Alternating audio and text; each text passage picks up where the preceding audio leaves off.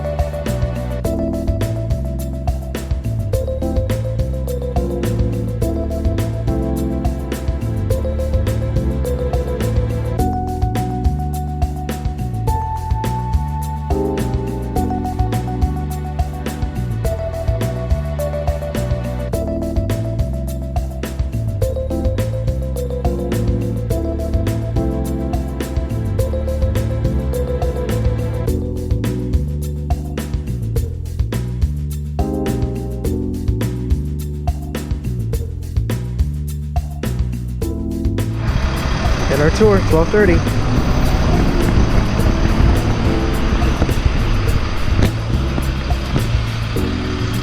Giant Dugout store. Pretty sure everything's on sale right now.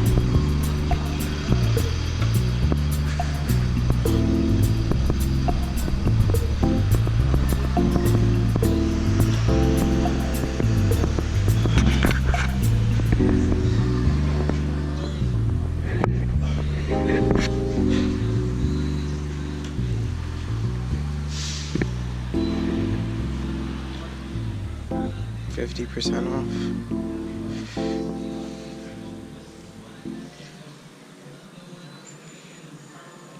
56. Oh my god, that's a deal. Everything's on here, all on the orange and black, except for that section of blue t-shirts. Then, and that blue t-shirt's over there. Those are troubling me. But hey, Vin Scully did say the Giants do wore blue at one point. But that was back in New York. In LA, the Angels and Dodgers hate each other, but in the Bay Area, the A's and Giants, pretty well respected. So you always see these on sale at your local dugout stores. You're never catching up with us now. We're heading towards the field, so you can see us down on the field.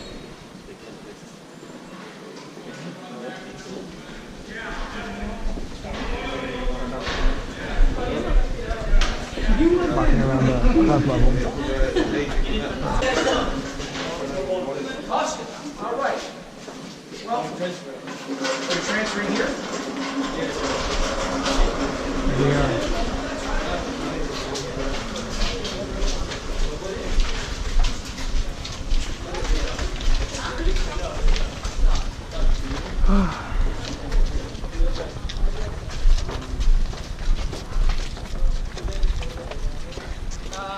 Just hit one and we'll...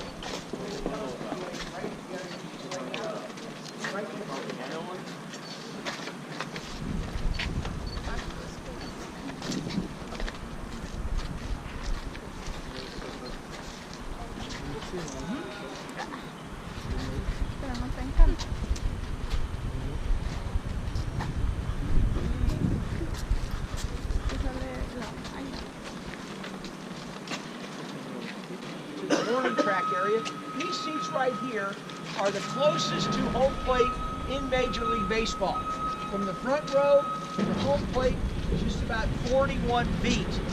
And it's a very interesting perspective. You can just see what great athletes Major League players are. They're not the biggest, the fastest, the strongest, but their hand-eye coordination, their reaction time is spectacular.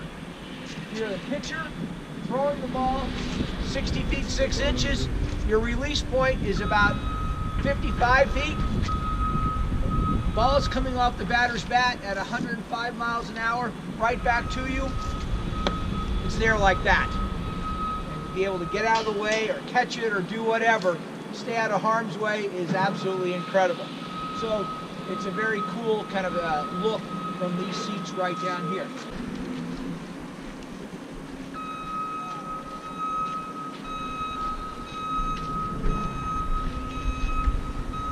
Wow.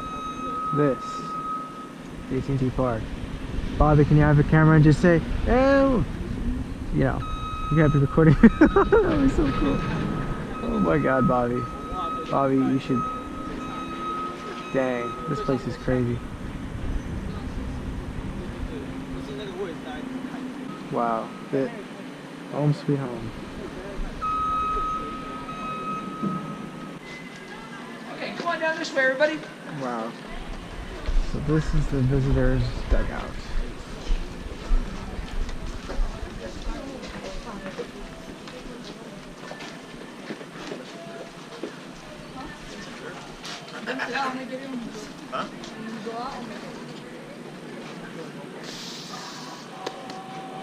Okay, so you guys are in the visitors' dugout. The last team to use this dugout, of course, was the Chicago Cubs on that very, very bad night in October. This is the visitors' dugout. In most ballparks, the home team sits on the first base side, not here at At&t. The reason is simple. That side of the stadium has much more space than this side of the stadium. So when the Giants were in the design phase, they realized that because there's much more space over there, they could have a significantly larger clubhouse than what we'll see in just a few minutes. Okay? So when we go in the room upstairs, the visitors clubhouse it's a nice room. I mean, it's a nice space, but the Giants clubhouse is about 3 times larger. Okay? The dugouts themselves, however, are exactly the same. There's only one small difference between the visitors' dugout and the Giants' dugout, and that is in the number of phones that are here in the dugout. So, instant replay, the Giants have that. Visitors' general manager's box. The Giants have theirs. The press box. The Giants have that. The bullpen. The Giants have that. But the urban legend about the Giants phones is that there is a direct hotline to Domino's Pizza in case of extra innings. And that's never been completely confirmed. But that's the only difference in the dugout is that the Giants have 5 phones and the visitors have 4. Kind of cold, huh? Yeah. Yeah. Meh. You're young and tough. Yeah. Wow. Trainer's room.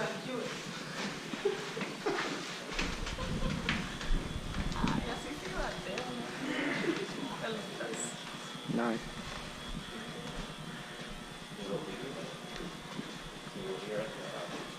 This is the visitors' batting cage. Take bullpen in here. Okay, so you guys are in the visitors' batting cage.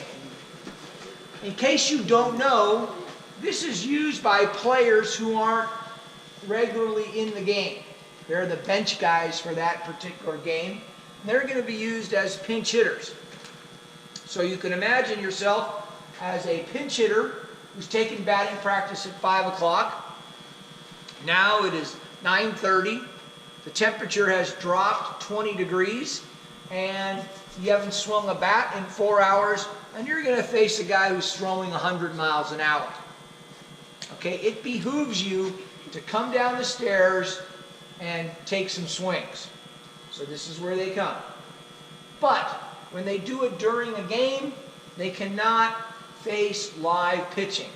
They can only hit off the pitching machines or batting tees, because pitchers who are warming up must always be within eyesight of an umpire. Okay, the umpire has to see him. All he might see is his head. Okay, but he has to see somebody warming up. So if he's down here, he can't be seen. He's hiding. The team is cheating. Okay, so you can't do that. So you come down here and you hit off the machine or a tee. Now, the Giants cage and the visiting team cage, again, it's pretty much the same thing. The Giants, however, do have an advantage there in that they have a video camera and a screen, so they can watch their swings. Very important in the 2014 playoffs when Michael Morse came off the bench and really off the disabled list to hit a key home run against the Cardinals, because he had been in the cage working on a swing against one of the Cardinal relievers. But the Giants cage has the screen, the camera. They also have music piped in. Okay, the visitors, they don't have the music. They can use their headphones, an MP3 player, or whatever else in here, but they don't have actual pumped-in music to get their groove on. Okay, so we're going to go out this door. We're going to turn to the right real quickly, and then we're going to head upstairs. That's awesome.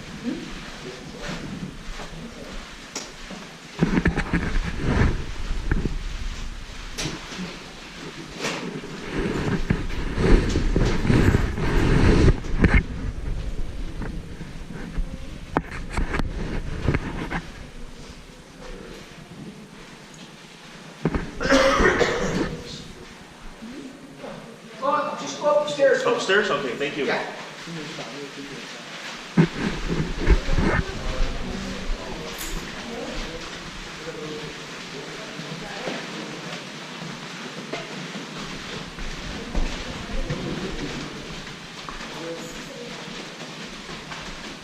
Where you guys want to get? Oh, bottom up.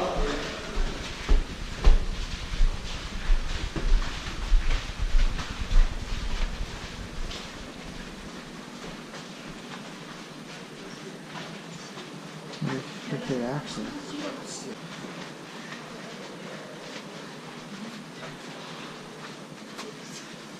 Sport, hold this door for me, would you? I gotta turn the light on. Now remember that in baseball we call it a clubhouse. And this goes back to the 1870s and 1880s when a lot of the non-professional baseball was played by athletic clubs, etc. Okay? What's doing, Abe? Happy New Year, man. Happy New Year. Everything good? Everything is good. It's a little cold. Yeah, it's a little chilly. Yeah. I'm going to soak it up while we can. I know. It's really cold out there in the dugout, I tell you that. Yeah. So people would return to their clubhouse after the game. And so that's how baseball has clung to the idea of a clubhouse. Whereas in football and basketball, it is a locker room. And see who the smart people are in this room? What is it in hockey? Come on, Montreal, you should know.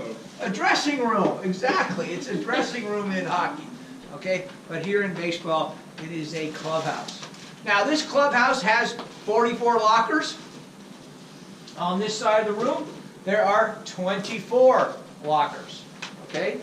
Of the 44 lockers that we have, 4 of them are larger size. All the other ones are the same size. This one right here is one of the larger ones. This one right over here. And then there are 2 in the back. Who uses this one, Abe?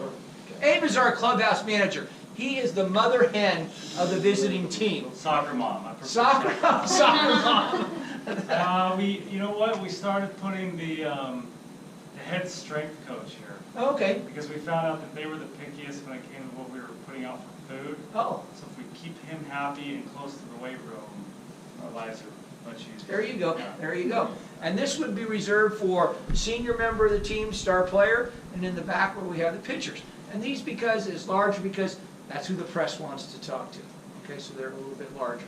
All the lockers are arranged in numerical order from either 0 or 1 all the way around the room. There are 44 lockers, but there's 25 players. So this gives us an opportunity to give some space. So like over here, see how smart you all are baseball-wise. 1, 2, 3, 4, 5. Who was a great catcher who wore number 5? Played for the Cincinnati Reds. Johnny Bench, Hall of Famer. So this could have been his locker. And then his catcher's gear would have gone in here. So Happy New Year, man. Happy New Year. All set for a big year? Yeah, I'm like, John, I got the email today where you're going to start talking about, back on the Arizona. Yes. Yeah. No, it'll be good to get down there. Yeah. Oh, I know it. Is he a good dude? Yeah. Oh, that's good. That's good. That's good. So this is the visitors clubhouse. Last thing you know, we're the Cubs. Staff.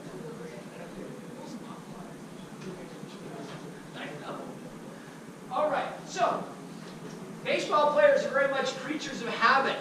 Okay.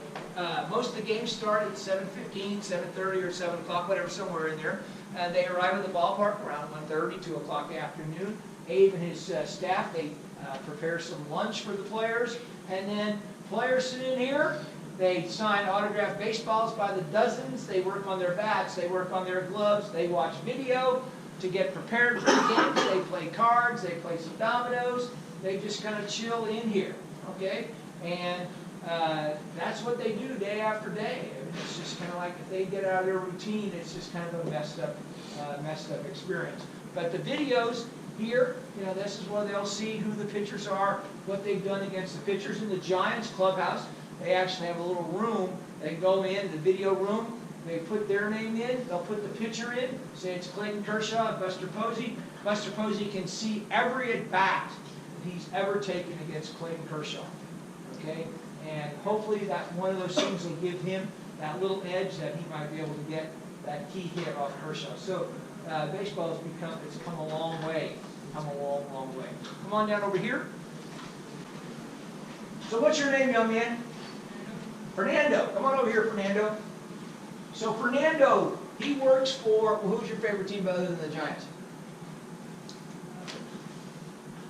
The Mets. The Mets. Okay, not bad, not bad.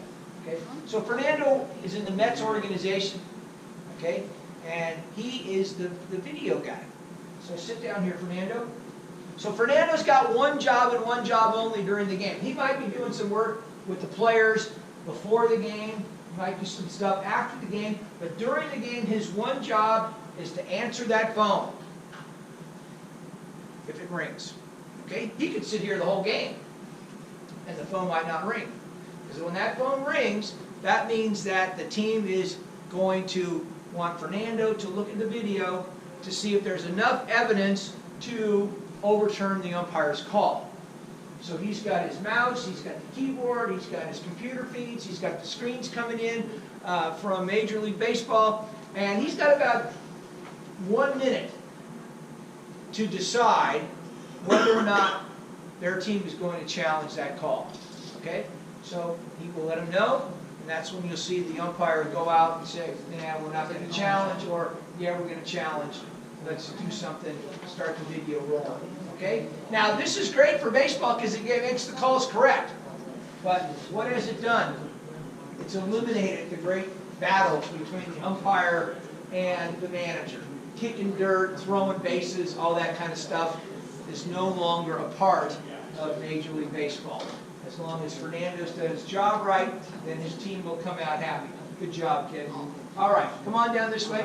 So down here, the areas that we don't go, there's the team's training room, the showers, the bathroom, and so forth. And Abe and his group, they provide all of the different body products, the shampoo, the deodorants, the conditioner, all the different types of things that these rich young men need to take care of themselves, okay? He was telling me one time, several months ago, that he had gone to somewhere and bought 83 different varieties of product for the players. 86. 86, okay. So, and again, these aren't coming from Walgreens with a coupon, okay? Because these are rich young men with good taste. So, come on down this way.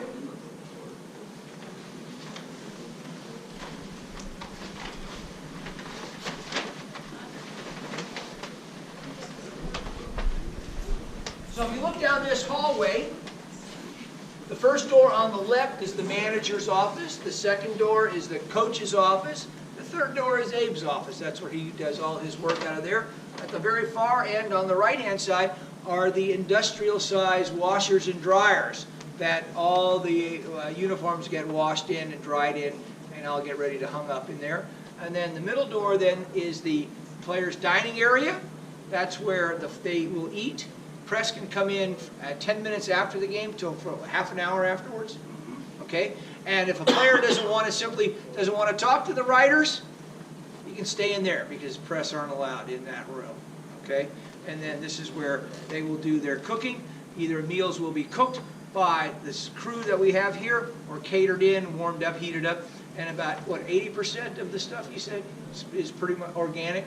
Organic, non-GMO, healthy, and then you gotta have some junk food too. Yes, because there is always that nacho machine that is in there. You got to have nachos if you're a ball player. Peanut butter and jelly sandwiches are one of the most commonly served items here because it provides some instant energy, some good sugar rush, and so forth. So and protein as well. Okay, so this is the clubhouse. Thanks, Abe. Thank you, guys. We'll see you later. Yep, thank you. So I don't have to lock this or anything, huh? No. Okay. Nope. So you guys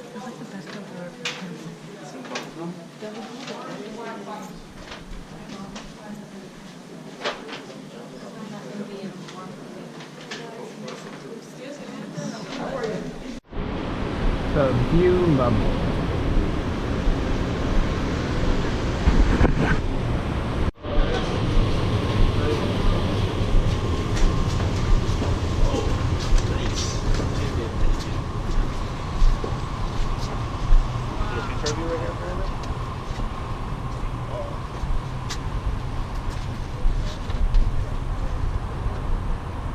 So I'll tell you what, if you guys can take your pictures, and then once you've done that, fill in these top 2 rows here, and I'll tell you a little bit about what you see at the ballpark.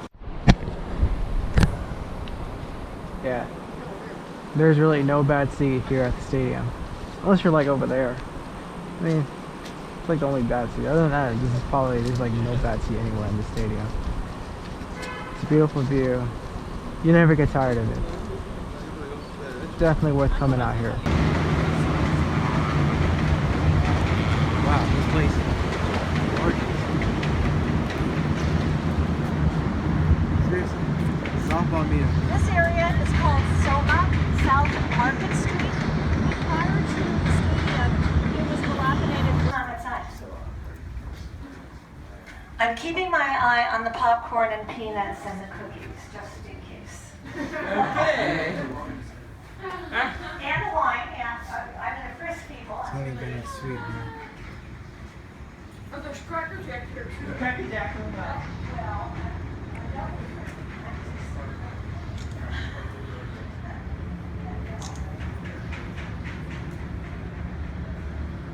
These are nice seats. Tuesday to see it outside, and I'll be talking to my The artisan seats, the chairs itself are more comfortable, but dude, but the view here is just unbelievable. Oh, we will, yeah. The view here is spectacular. This is the club level here at At&t Park. Wow. This is beautiful. Carl Hubble. Here's the case commemorating 2014 when Mad Bum came out of the bullpen in Game 7. Tim Hudson, our starting pitcher, didn't make it out of the second inning.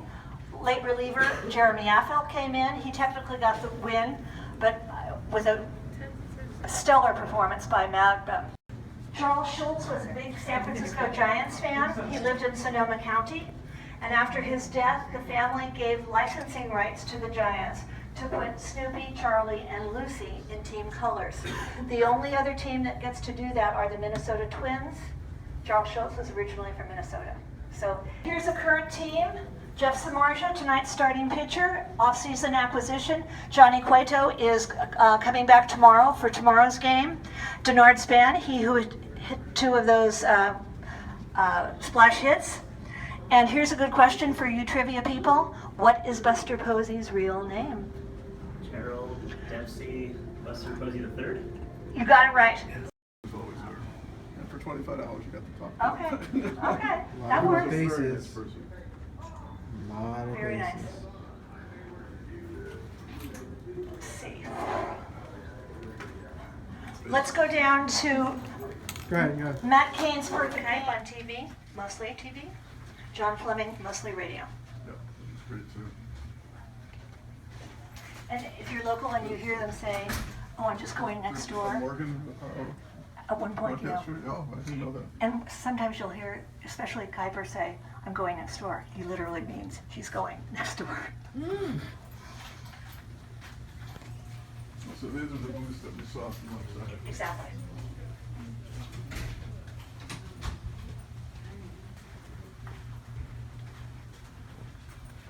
Right behind the broadcaster's booth. A lot of network wires.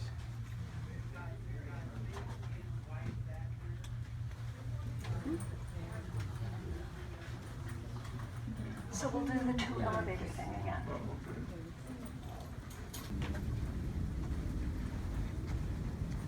Let's keep to the right-hand side.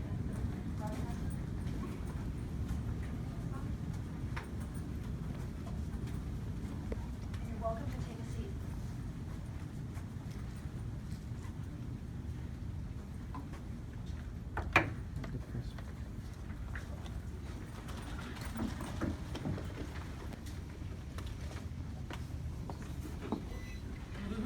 This is the trade-off. Because we can't go to the visitors clubhouse, we get to come to the written press box on those days.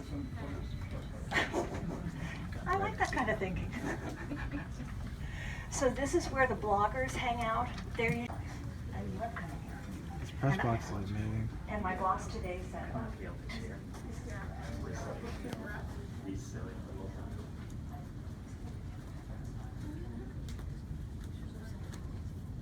there are a couple of offices down here. I wouldn't go past the second door. So you guys are in one of our luxury suites, okay? Now, normally we go upstairs to the Tony Bennett suite, but because there's some construction and stuff going on, we don't have access to that today. We'll rearrange. Do step around and see the ring plate, because the players, manager, coaches, radio announcers, TV announcers, And when they get the rings the next season, they're all, the rings are brought in by limousine, and crew can kind of have tuxedos on. And so I just got done with the tour. I also got a little jersey in here, as you can see. And yeah, that's pretty much it. That was an awesome tour, guys. Thanks for watching. A little bit of footage is also cut in from the first time I took a tour here.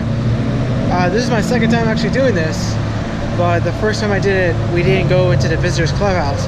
We instead checked out the press box area. But we did check out the press box here again, and we checked out some suites. You didn't get to see the Tony Bennett suite in this tour, but I will put in the other tour video of me going into the Tony Bennett suite. It's pretty cool. There's really no bad seat at At&t Park, Eric. And yeah, thanks for watching, guys. Hope you enjoyed the video.